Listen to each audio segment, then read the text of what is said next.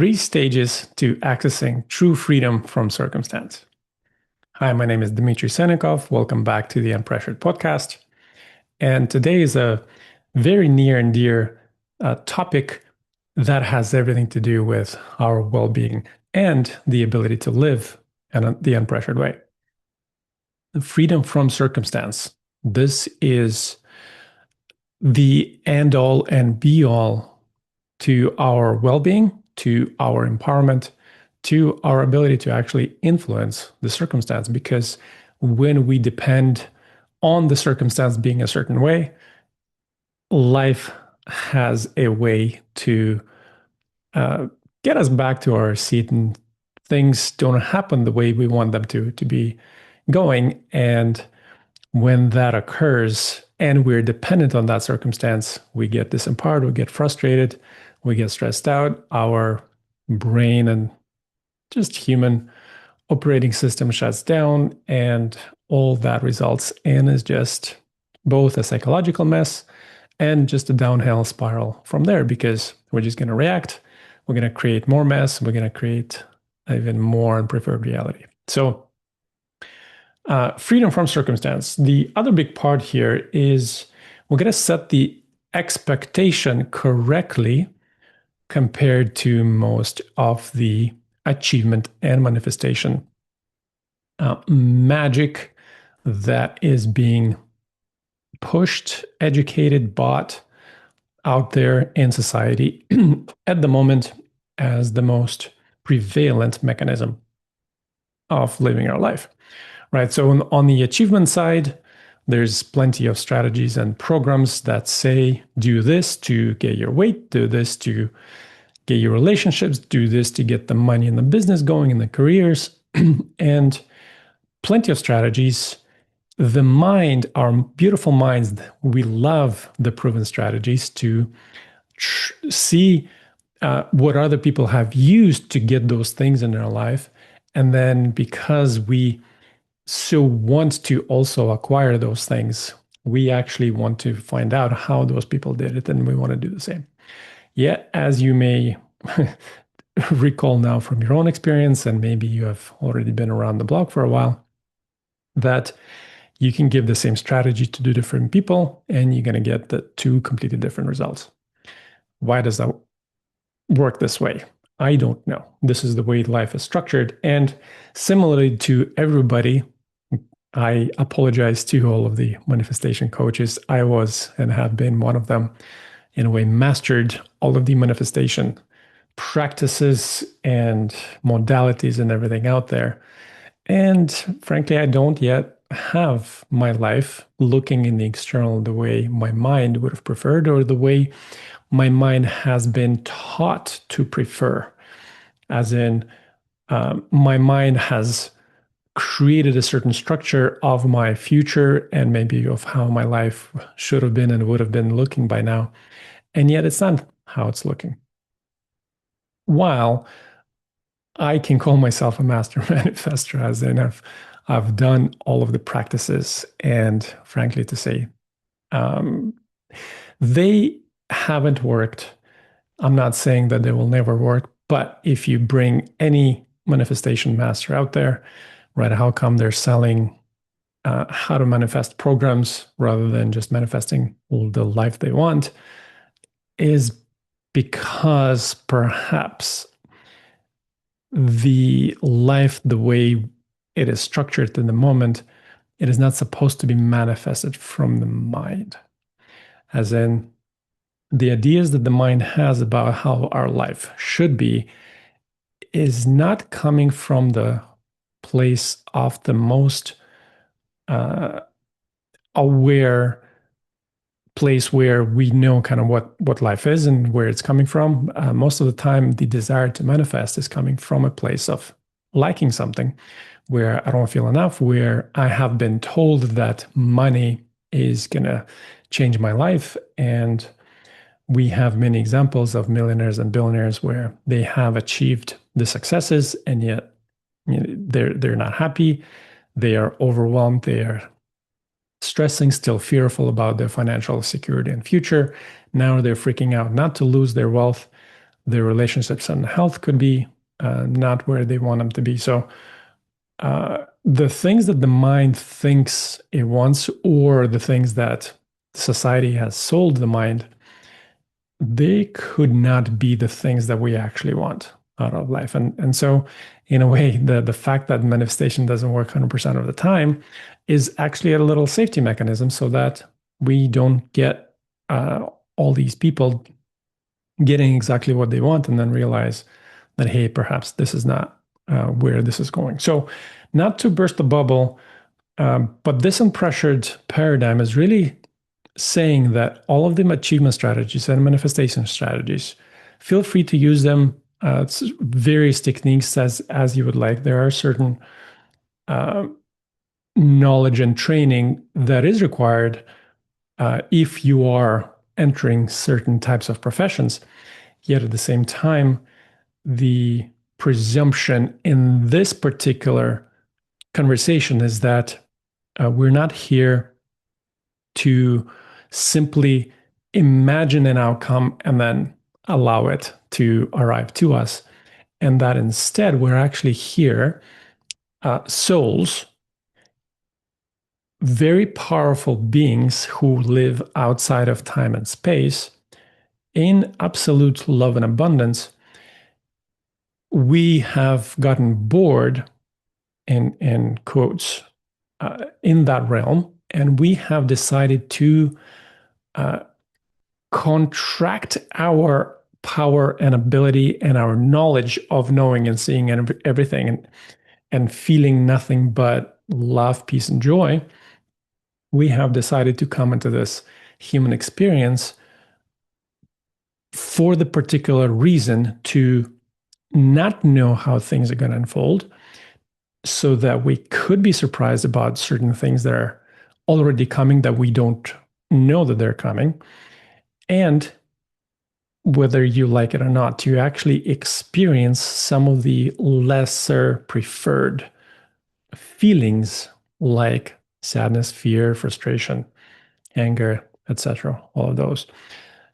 And if we go from that presumption, then really the number one stage that will help us to actually get comfortable with any circumstance that arises is to see that we as souls have actually come to experience the unpreferred circumstance.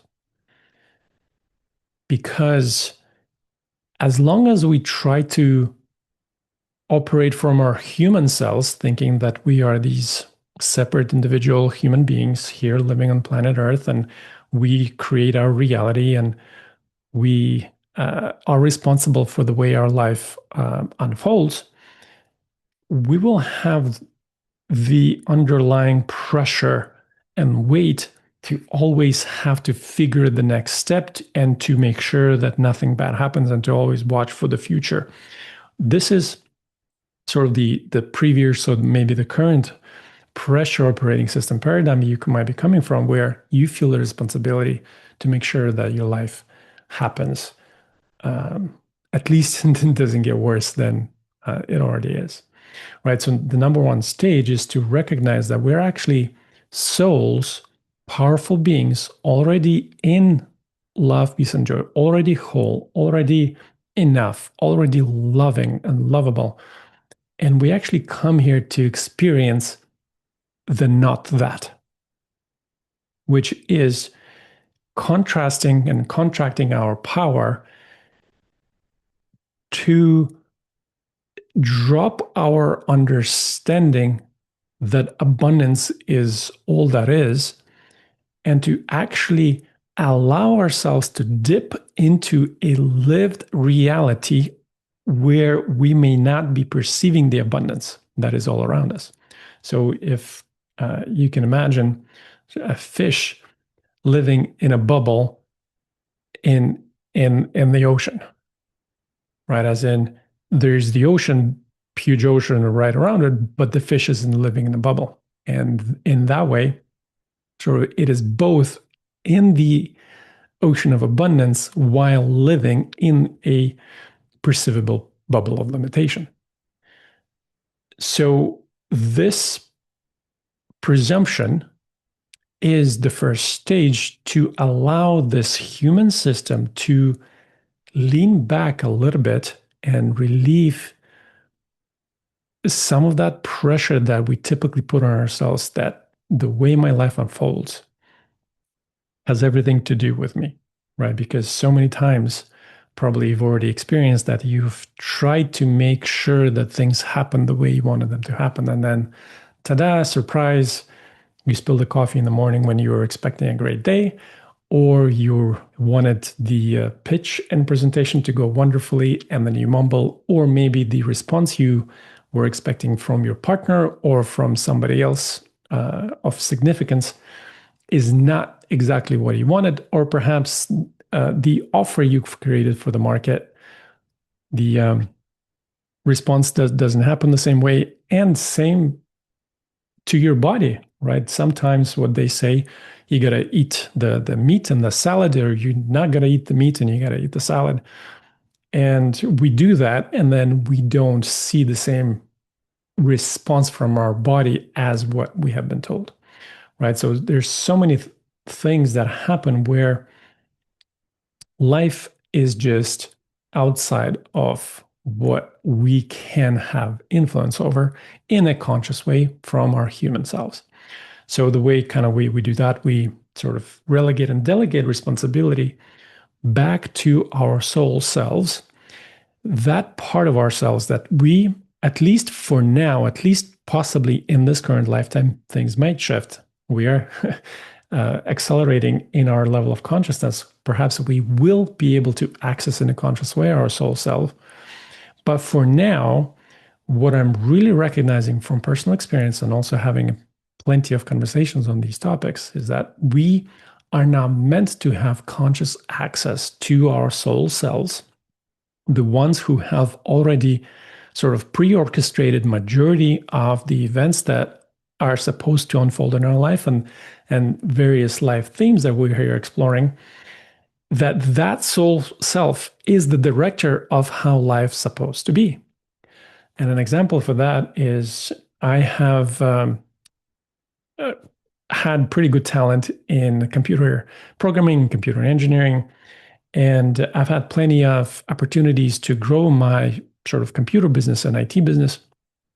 And I have seen my sort of peers and acquaintances and friends at the moment back then, their businesses would grow and mine wouldn't. And I was doing the exact same things as they were. And it just so happens that my pre-organized, pre-orchestrated life path has been different from running an engineering and computer and IT business.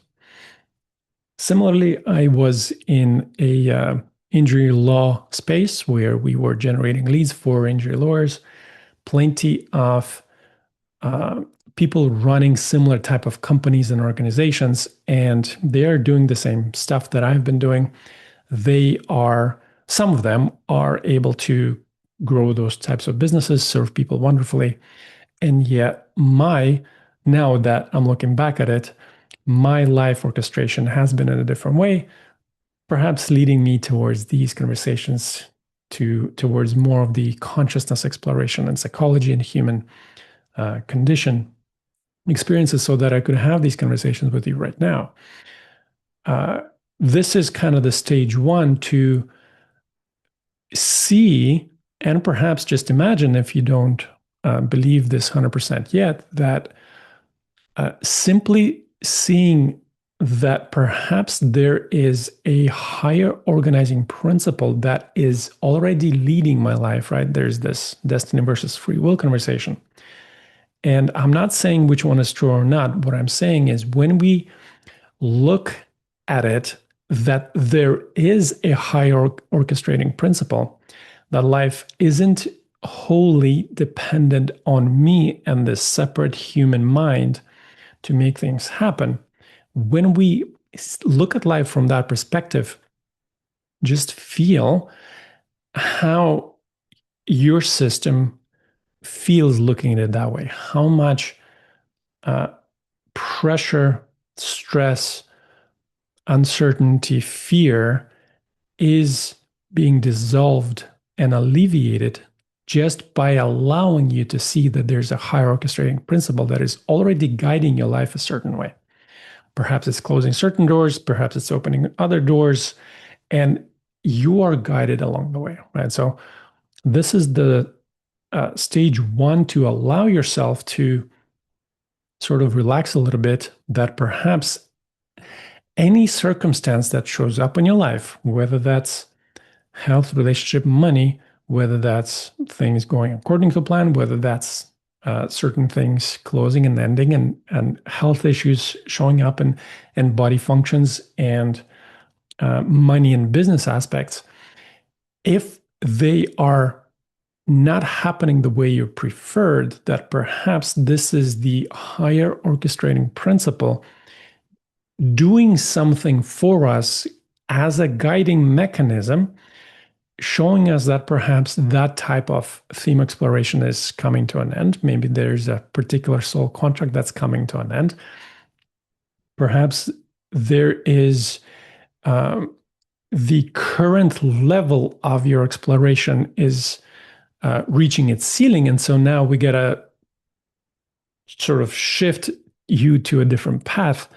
And in order to do that, we need to take some of these things away from you so that even more and bigger things can be given to you, right? So kind of this is the stage one, to see that life circumstance happens only as a certain benefit. And that is done by the higher orchestrating principle, which could be your soul, could be higher self, universe, whatever the name is, that it is beyond our human mind, mind and body system of control, right? Because if we think that it is under our control, whether that's the achievement path that, ooh, I just got to work harder to make everything happen, we're going to hit some limits. We're going to feel all the pressure. We will not be able to rest. We will not be able to relax, and continuing to carry the weight of basically life, the planet Earth turning around so that the sun rises, right? Or whether you are in the manifestation path, thinking that whenever you feel bad, that bad things are going to happen. Like, look, the amount of pressure that now creates, that you always have to feel a certain way. You always have to have a certain level of frequency. And at the same time, if you look back, look at what that level of thinking has actually been creating with your frequency, that every time the things that you wanted to have happen, they don't happen. How does that affect your state and frequency, right? So kind of there's both the implications of looking at life from the level of achiever or manifester, and kind of look at how many things open up when we think that there's a soul level orchestration that is not currently accessible by our conscious understanding mind. And that is actually the game we've come here to play, to not know, so that we can be pleasantly surprised, because this is one of the key experiences that are possible out of that. So when we, let's say, even give 50% of our responsibility for life occurring to that higher orchestrating principle, now the second stage that will allow us to have a better experience with any type of circumstance that shows up is to look at the reality mechanics of how our experience is structured and how our reality happens. And this is the key conversation. Reality mechanics is the foundation of everything that I talk about. The key difference here is experience versus circumstance, right? So when people say you are the creator of your reality, you've heard this many times, and we can say yes. And I'm a stickler for words, where what do we actually mean by reality? Do we mean by the circumstances? Do we mean by internal reality? Like, what the heck do we mean, right? And in our conversation, in this unpressured paradigm, the only way to access the freedom of the circumstance is to begin to see that there is our reality is structured between experience and circumstance, right? And many people kind of we have gelled them together. I'm putting my hands together with fingers interlaced. That experience and circumstance kind of, because we have been so conditioned that they happen at the same time, right? Somebody says something, I get activated, and I don't like it. And right away, sort of the circumstance created my experience. And so this is my reality, right? But we need to look at it, slow it down, and to notice that there's a circumstance, there is a certain energy happening inside of me, inside of my body, and there's a way that I experience it. So with this reality mechanics, we're actually splitting reality into three different things. There's a circumstance, there's an energy that is arising in me, and then there's a way that I experience this phenomenon occurring and happening. And we can leave it for later conversations, and this is kind of what we discuss inside of our memberships and programs and coaching conversations, how to actually begin to train your system to look at it that way. But for now, just to notice that by what we mean reality, you create a reality, right? Do we mean the circumstance?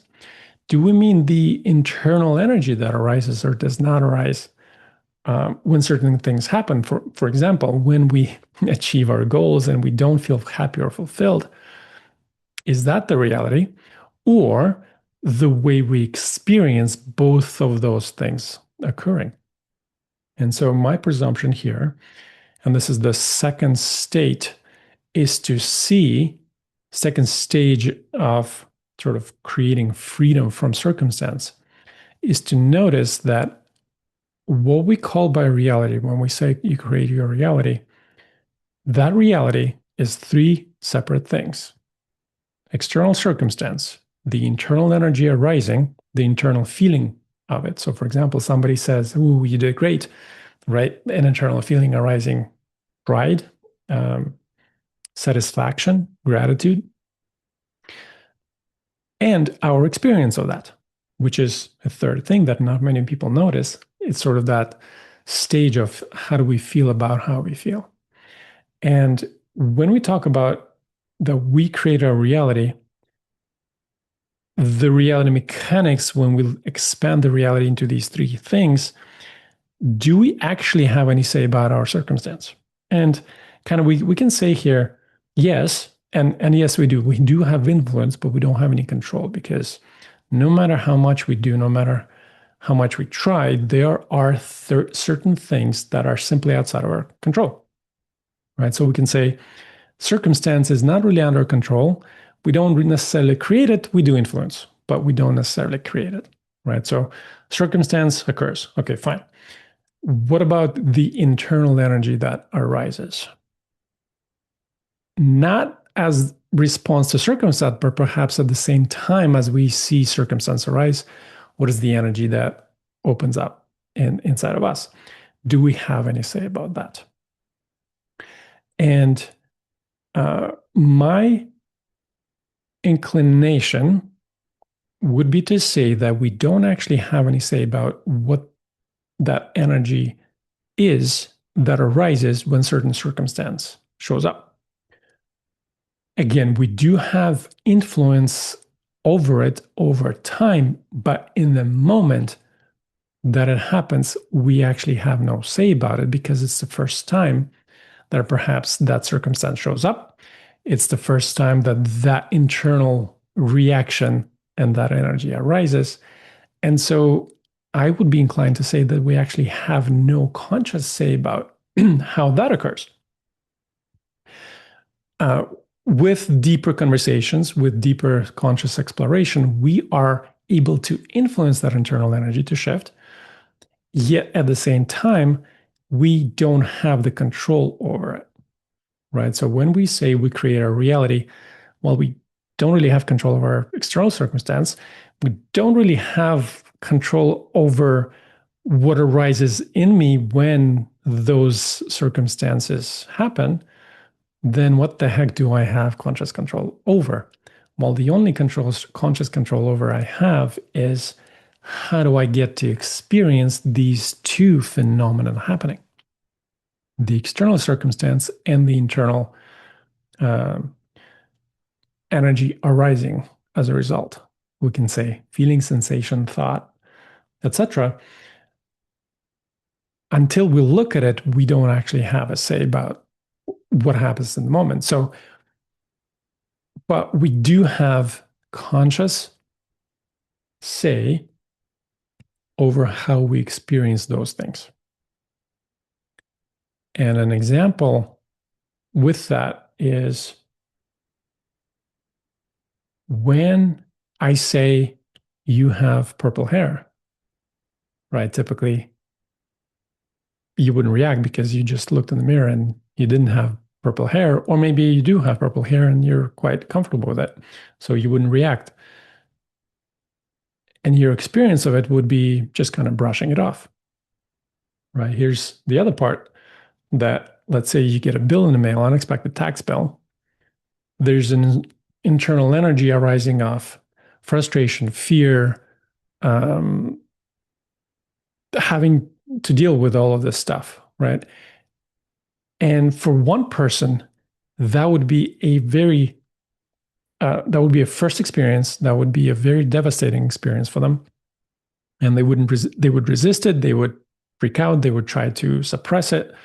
Both try to get rid of the circumstance, not look at the tax bill at all, or they would try to resist the internal feeling that arises, the fear, the uncertainty, the frustration that you now have to deal with that stuff.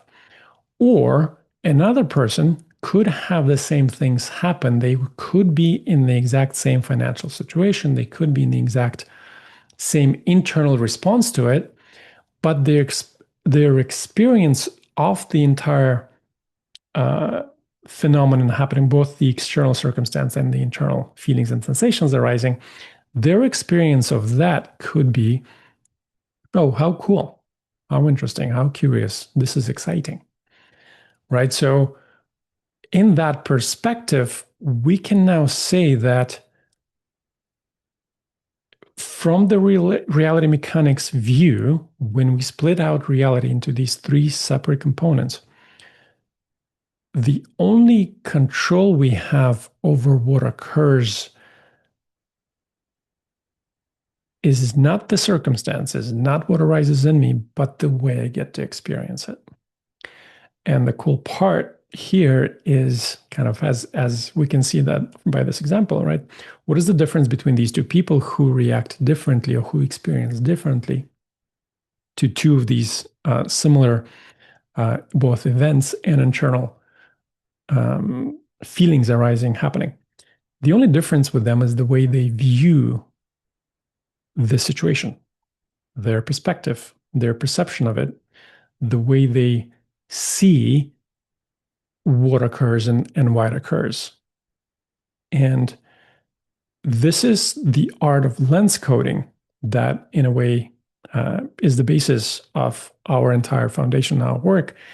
And my premise here is that this lens coding, this ability to assign a particular perspective or a particular meaning to what is occurring both inside and outside,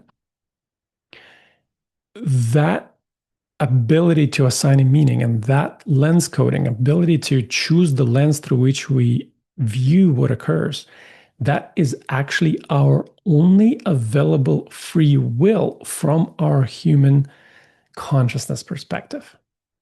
That we have no say whether the tax bill is going to come or not, expected or not expected. Yes, we can create certain controls in place, and yet certain things happen when we don't expect them. And the way our internal system is going to react to it in the moment, we actually also have actually no say about it. Because until we have come up against that particular circumstance and have seen our internal reaction to it, we didn't know that that was going to happen or wasn't going to happen. And our insistence on saying that we have control over it is only a suppression of the natural energy that wants to come through as a certain particular message that wants to actually tell us about the way we perceive this situation and the way we get to experience the entire phenomenon occurring. Right. So the second stage of getting to becoming free of circumstance so that we're not dependent on the circumstance is to see this view of reality mechanics, that there's a circumstance, there's an internal energy that occurs, our feeling and state, and also the way we experience it. And we now get to decouple experience from circumstance. And we now have the conversation that the only thing that our experience is actually controlled by is not by circumstance, because most of our lives we have been trying to look at the experience we're having right now. I'm not enjoying my life. And because we have coupled up the experience with the circumstance so closely, and we have called it reality, right? No wonder all of those manifestation teachings, they're saying, well, you don't like your life right now, so let's change the circumstance. And when we unpack the reality mechanics as this, as I'm sharing with you right now, we get to see that the only thing our experience is dependent on is the perspective and the lens through which we get to view what is occurring, both inside and outside, right? When we actually get to see it and experience and begin to move during our day, that my experience only depends on the way I view what arises and does not arise, that my experience doesn't actually depend on what occurs, I get my power back. Again, let's say we got 50% of our power back, saying that there's a higher orchestrating principle, right? Stage one. Now we get the other 25% from separating the reality into circumstance, internal and external, and our experience of it, and seeing that our experience only depends on the lens through which we view that particular circumstance. And now, sort of the third stage that we got to look at is this lens and this perspective and the internal energy that arises, they are very closely intertwined, because throughout our lifetime, we have been trained to treat the negative emotion, I'm doing it in air quotes, the negative emotion as some kind of threat and that it needs to be avoided. And the funny thing is, this lens, this perspective is actually held in place by those emotions that we have been trained to avoid, escape, and in other ways to really both fear, and at the same time, we just simply haven't been given training how to actually be with that, what we have called negative emotion. When in this third stage, we actually get to see that this, what we call negative emotion, the sadness, the fear, the anger, the frustration, those are very helpful emotions, sensations, possibly states of being that are behaving as feedback mechanism that are pointing to the lens through which we are experiencing what is occurring. And if we are avoiding those negative states, again in air quotes, if we're avoiding them, then we're not actually able to get their message, that they're pointing to a particular lens through which we're viewing, that perhaps that lens is not the very best lens through which we could be experiencing stuff, right? And in a way, that negative emotion, something that we have been told to avoid, and in a way, because it is unpleasant and we haven't been trained to actually be able to hold that particular emotions and sensation, it is holding the lens that is distorted, that is limiting, that is not able to help us see a perspective that is more expansive, that could be able to actually help us see a certain circumstance from a more empowering point of view.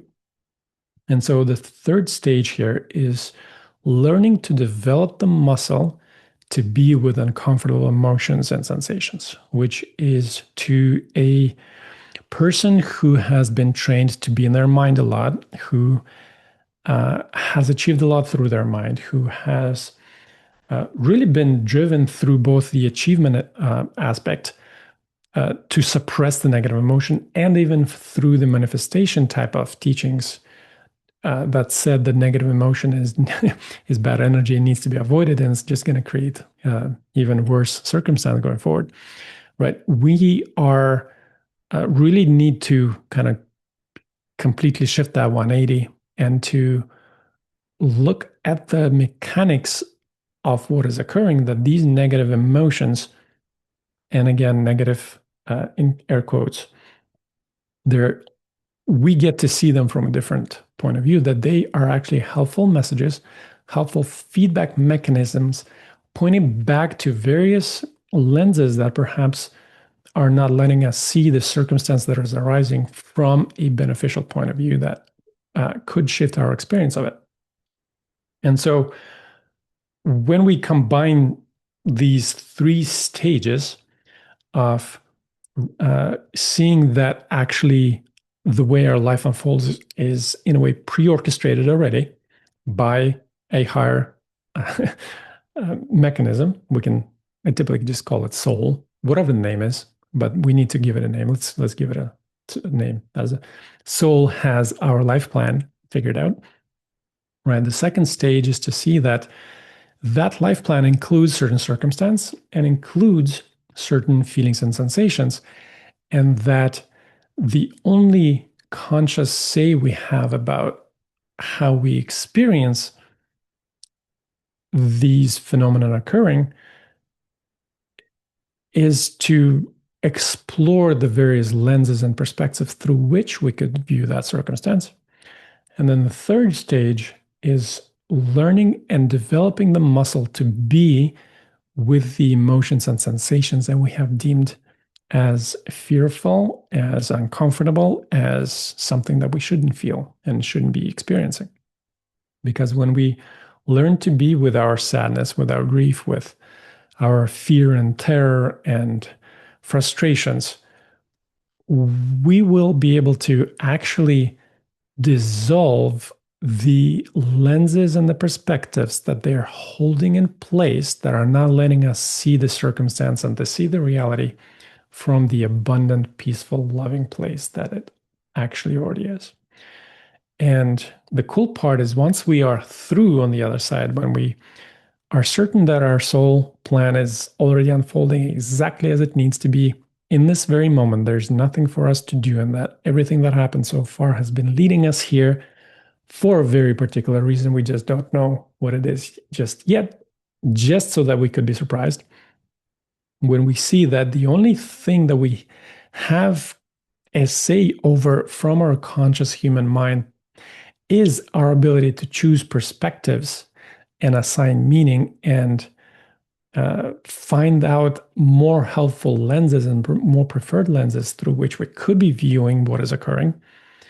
And when we allow and develop our human mind and body system to process any and all energy and sensation through it, then what do you think is going to happen to our ability to be with any circumstance that occurs? Because at that point, anything that happens, soul is orchestrating it. And anything that happens, my only conscious say about it is how I get to experience it, because soul is orchestrating it all. And that when I experience it and there is an emotion, feeling, and sensation of sadness, despair, uncertainty, and I have developed my nervous system muscle to be able to hold and process and digest and transmute all of that energy, then is there any fear about anything bad happening ever again? Because even the loss, even the uncertainty, even the most um, frustrated and uh, unpreferred circumstance that may unfold in your life's journey, now we're able to not only actually be with and experience from a positive viewpoint, but that everything that occurs is actually our life unfolding and expanding and is just leading us to better and brighter places while we're actually enjoying and experiencing the entire journey like a movie or like a game that you're actually playing while living it as our human selves. Right? Imagine being able to live your life through these particular three stages where you're finally free from being dependent on how the circumstance happens or doesn't happen. And look what happens if you live in the world of achievement, that you are setting goals and you need certain things to occur. Now, when things don't go according to plan and you're not affected, you're actually not shaken by things not going according to plan, your system not stressing, you're actually in your present, peaceful, calm state. Your system is able to be at that 100% capacity to actually be with exactly what is. You will get the ideas on how to actually address the situation that happens. If you look at it from the manifestation angle, when you are not moved by the circumstance, whether something happens or doesn't happen, and you're experiencing it from a pleasant, curious, excited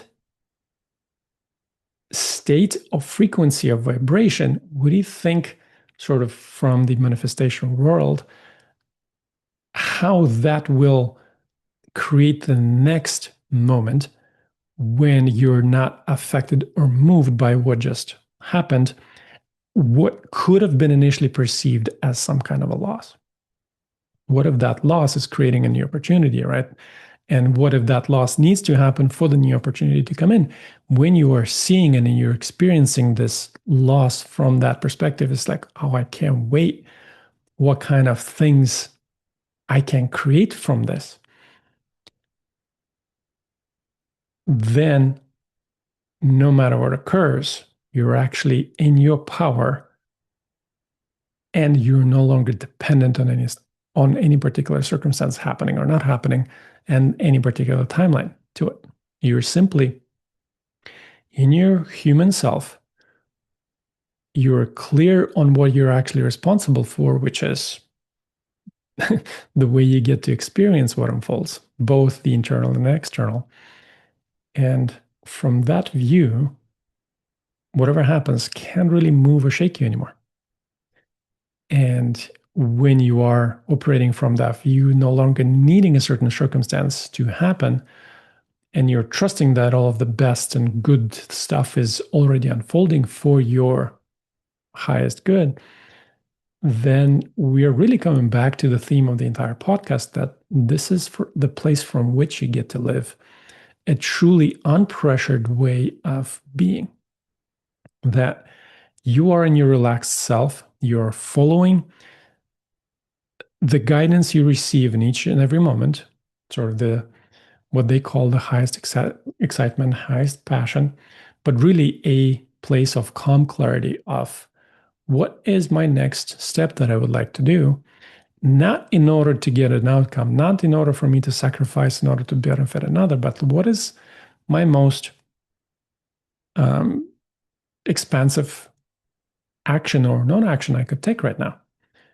And then from here, life simply gets to unfold. And when we know that no matter what happens, we have our conscious ability to choose our perspective so that we have a more pleasant and higher experience, even of the moments that are the most